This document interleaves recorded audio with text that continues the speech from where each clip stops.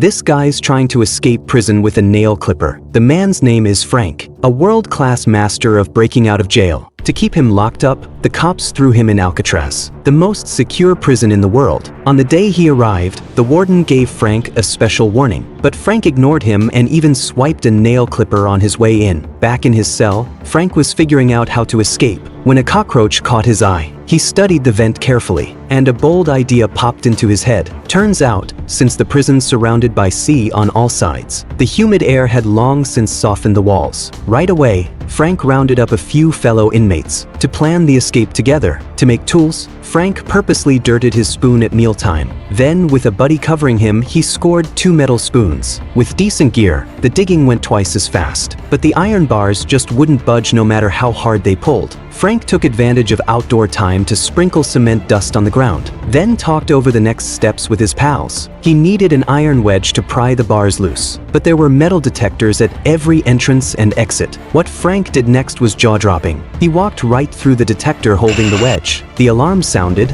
and Frank calmly took out the wedge, then explained to the guard he wanted to take it back to his cell as a coat hook. The guard didn't buy it, confiscated the wedge, and gave Frank a pat-down before letting him go. Back in his cell, Frank peeled open the sole of his shoe. There was another wedge hidden inside. He used it to pop open the iron bars, but the big hole was way too noticeable. Clever Frank had a fix. He shaped magazine pages into rectangles, stuck them together with dirt, then painted over them. The fake wall was good enough to fool anyone. Frank even used leftover materials to make a dummy head.